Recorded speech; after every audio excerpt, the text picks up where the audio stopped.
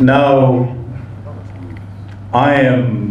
seeking your assistance. waxaan idinka codsanaya idinkoo raalli ah qaybtii labaad ee ugu muhiimsaneed inaan soo gaarnay, the most important part of it,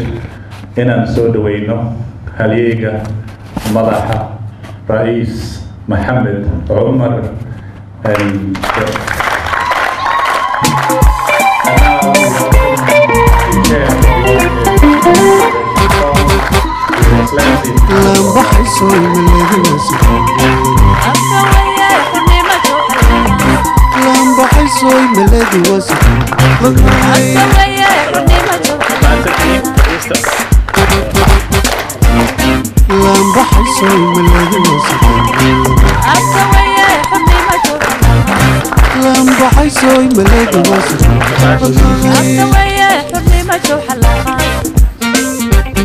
بسم الله الرحمن الرحيم. ugu horeyntii aad iyo aad baan idiin salaamahayaa dadka sharafta leh kulankan ka soo qayb galay, rag iyo haween iyo caruur iyo waayeelba aad iyo aad baan idiin salaamahayaa. waxaan aad iyo aad halkan ammaan iyo bogaadin uga soo jeedinayaa jaaliyadda London iyo guddiga qabanqaabada oo runtii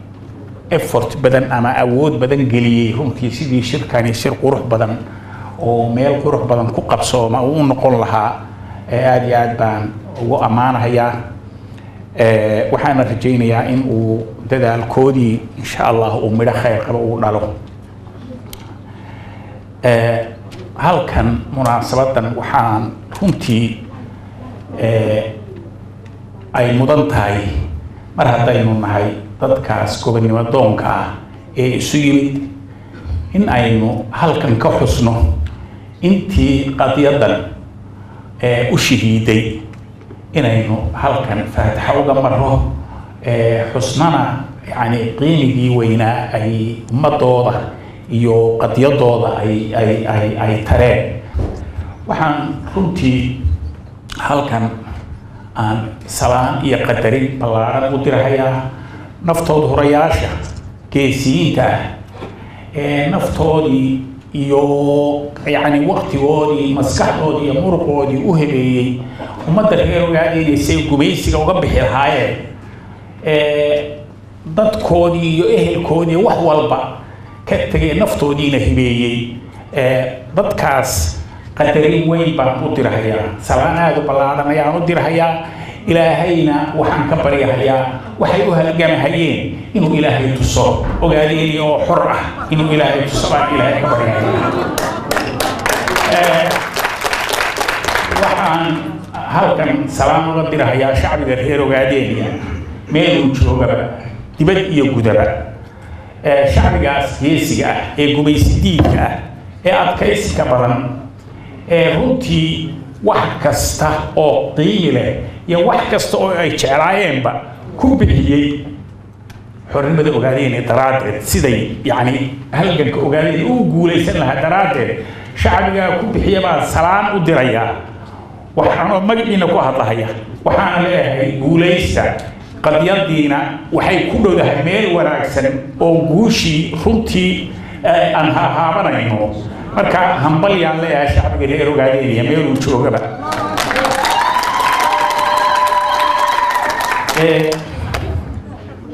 in badan baa qadiyadan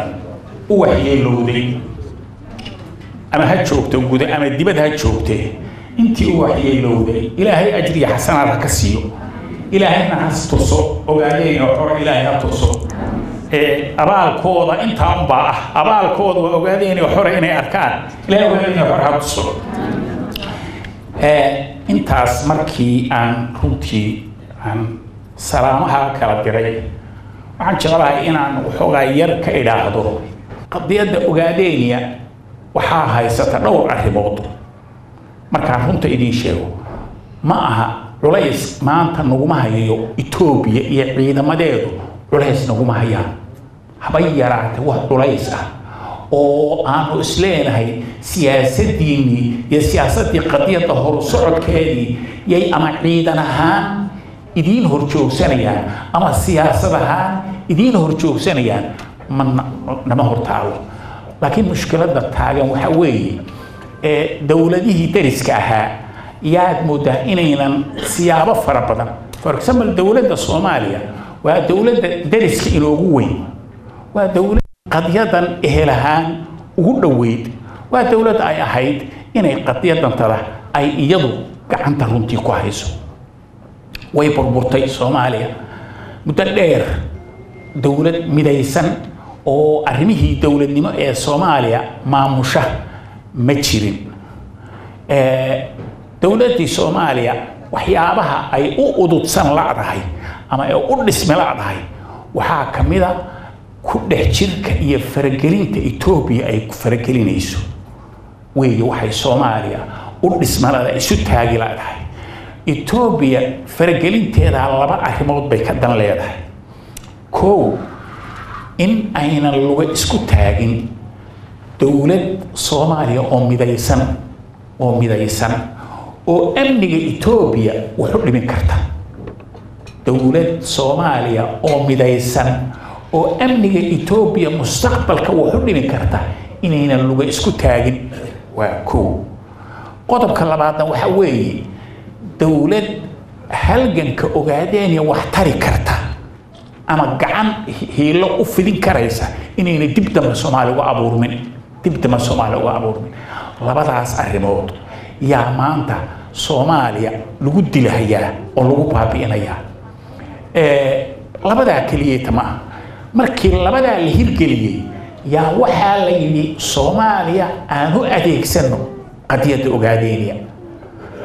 shacbigii Soomaaliya ee dariska ahaa ee ehelka ahaa ee inuu wareegsanaa yaa runtii ciidan ahaan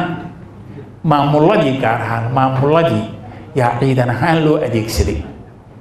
iyagii baa mataqaanaa nala dagaalamaya oo marar fara badan iyagii baa mataqaanaa runtii booskii Itoobiya iyo gumaysiga ka soo soka maray oo aad moodaa inay iyagii arrintaas runtii waa arrin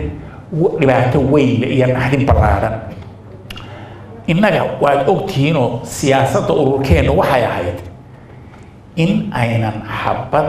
ururka jooha uu leeyahay inaynan qof Soomaaliya waxyeelin inaynan waxyeelayn inaynan dib u jeedsanin iyo xagga Soomaaliya een hore u soconno xagga u soconno dagaalkeena inuusan dib ka bilaabanina xagga aan u soconno dhibaatada marka maanta taagan waxa weeye mushkiladii in hadda dib loo fiiriyo arrintii waa laga maarmaan maxaa yeelay xabadii waxa inaga dhacaysa xaggii Soomaaliya yay xabad inaga dhacaysa oo aad u adag arrintaas marka runtii dowladda Soomaaliya ee dhisantay ee federaalka waan damaanay inaan arrintaa u gudbino oo aan idhaahno war hawlahaas wax ka qabta laakiin ma fi yadin xeela wax gacan ugu jira yaaba iska yar runtii hase yeeshee waa qasab in shacbigii Soomaaliya aan dhex orodno oo nidhaahno bal wax aad ugu dilaysaan muxuu yahay xoolaad helaysaan oo Itoobiya xoola idin siin ilaa adduunka haddii ruuxu uu xoolo helo interest hadduu helo inuu kuwa dilo waaba garba weeye ma inta ma xoolaad helaysaan oo aad ugu dilaysaan ma annagaa dhibaato idiin geysanay oo aad ugu waxyeeleynaysaan ma waxaan u halgamayno iyo qadiyadda yaydaan rabin oo dan idiin ahayn maxaa ma waxyeeleynaysaa okay shacbiga Soomaaliya inta markaa tiraa qof waliba uu ooy qof wal kasta oo damiir Soomaaliyeed leh uu ooyaa laakiin haddana waxaa jira kuwa fara badan oo aan damiirkooda ku soconin oo amar meel kale kaga yimid ku socda waxaa marka loo baahan yahay in aynu shacbigii Soomaaliya meel uu joogaba qof kasta oo Soomaali inaan la hadalo oo nidhaahno waay maxaa naga rabtaa ma lacag baa laydin siiyaa ma annagaa wax idin yeela ma waxaanaan rab u jeednay iyo xornimadeedaan dan ka lahayn oon interest ay yani sababtu maxay tahay okay waxay idiin wada sheegi kulligood inay ka xun yihiin dhibaatadaas laynoo geysto ee dadka yaga la qabqabanayo dadka yaga xabsiga lagu leynayo waxyaabaha way ka wada xun yihiin laakiin haddana maamulaa jooga oo jira calaa kulli xaal waxa weeye aad iyo aad bay hawshaas u socotaa oo dhinaceena nooga socotaa oo ummadda Soomaaliya aan ula xaajoonaynaa oo wax u tusaynaa arrimaha aan wax badan u tusaynaa calaa kulli xaal waxa weeye halgankeenii gudaha si fiican buu uga socdaa dibaddana si fiican buu uga socdaa siyaasaddeena dibadduna way socotaa mowqifkeenii ahaa inaynan qadiyadeena ka leexanina waa halkii wada hadal haddii loo baahdana waa diyaar baan u nahay waxaa kale oo mowqifkayaga dalkeena mar walba Itoobiya waxay gashaa heshiisyo sharikaad fara badan ayay heshiisyo la gashaa oo shidaalka iyo khayraadka gaaska dalkeena qoda mowqifka ururku waxa weeye inaanan ogolaanayn galaan in dalkayaga laga soo saaro oo batrool iyo khayraadkiisa isagoon qadiyadda ogaadeynaya hal siyaasadeed oo dhaba aan loo helin inaan galaan laga soo saaray jabhadayadu ciidamadayadu waa sidaas bay mataqaanaa go'aankooda waa mowqifka ururka waxaa jira sharikaad fara badan baa dhulkeenii jooga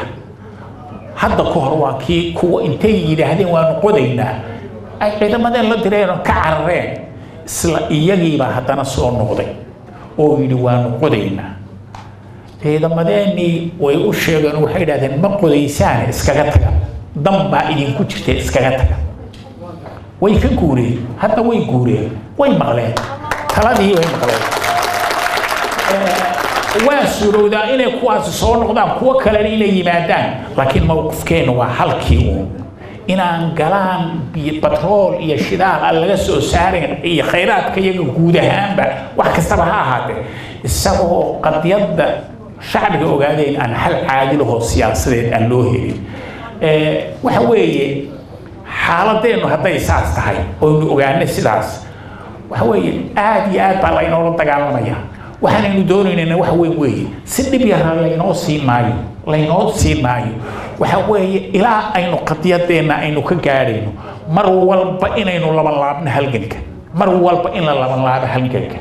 ama ha noqdo midkan dibadda oo lafdhabar dhinac kastaba ama ha noqdo midka gudaha ha noqdee inaan mar walba laban laabno oo hadday noqoto abaabul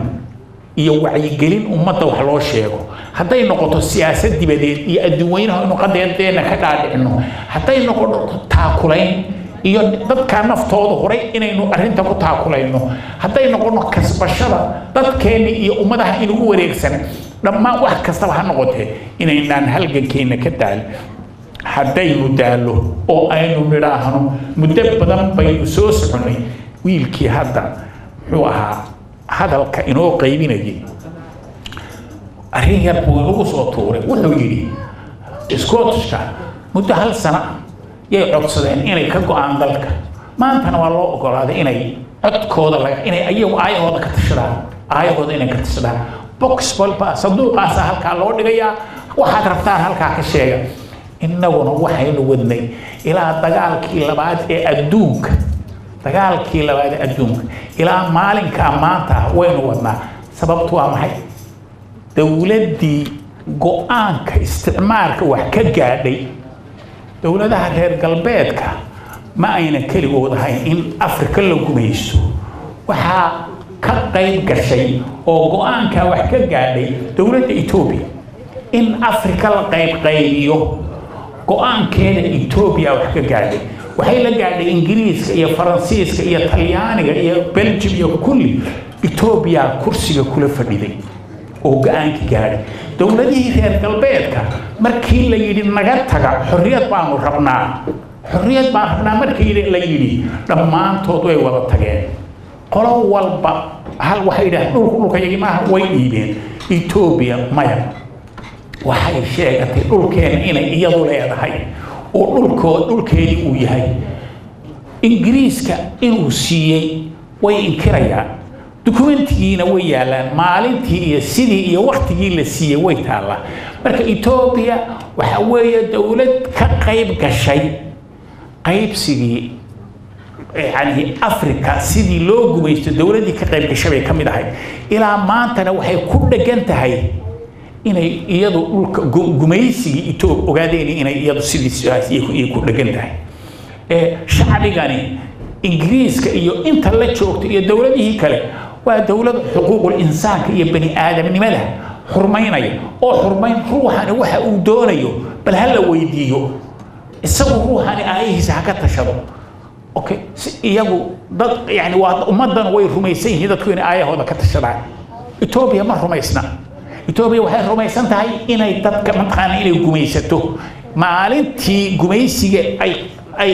يورب لا قيبست إلى ما أنت ساتيلي كتشفيا مركا أنا قلنا تاس إن بيننا أو نديدنا يا ربنا سيدا دولة أفريقيا ماش أي مرين أي حرمة القاتين سيدي إن القاتنا ربنا على كل وحوي إنه هلجن كين نسيحه وجنو إلى أي نكجنا إننا نداري إننا ترسانين سنوينك إننا أوران أنت عاصو صندوق بعد ما تقانا هلجن سوى ديني وقبل داري أنت عصر ميل في عم بينو مرينا ماشي عن كسوق عادي هذا وماذا هسدا قبل ماذا الله والله إني واركتين فلسطين ما أركتين سلوك لهيو وهذا أركتين قبل ماذا لدونيا قبل ماذا سدا سالو وذا مرة وإن أينو كؤت كيسنو أو أينو متقانا إلى أن يول كيني كجانو أينو كرو سيقانو قد يدال كين يمن تدمر لين يأت كيس كين إنه مرة بسيقان كرو سيقانو مرة إننا عاجزين إن جمو قانين إن تاسو صندوق بين سؤال كين محلو قاني واحد بينو قاني دولة بيننا شعب جانو ومديسيها وحوم مديسيها قد يطلع شعب جانو ودين الكودي بيجي الكودي بيبرتينو أويين الكائن يقوليين إن كسل قاعدة وين ما الكودي إن قاطع وحكوين ملوات الله بدي كواد وفي عنا دوي إنه شعب جانو هالكا قاعد سيدي وأقول وي مركا أينو سيوض إلى أي كهنا يعني كجارة يعني أينو سيوض أينو كالكا كسبنا مركا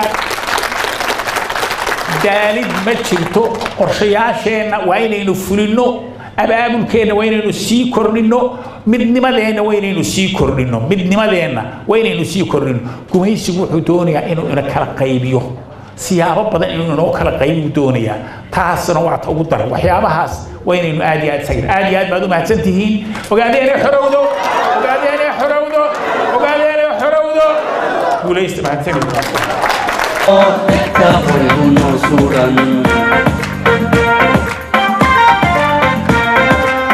Yo aruruna este dorine dashi shey jogan mudde sanayno detta borin masuran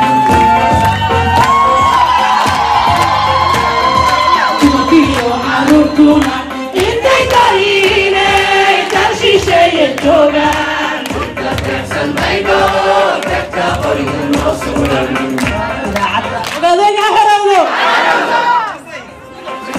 Turka choge tabudi lashe kan muhammad sallallahu itayulaya dakka qoribun masuran itayulaya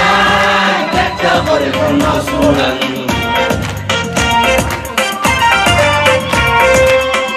turka choge tabudi lashe kan muhammad sallallahu itayulaya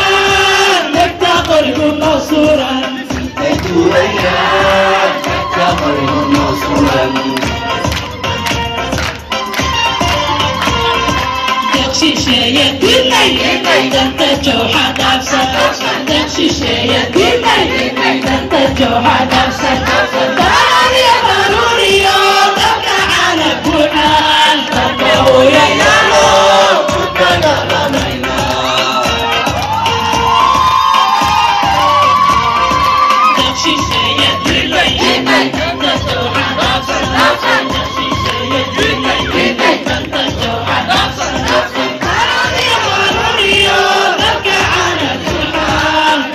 Oh, yeah.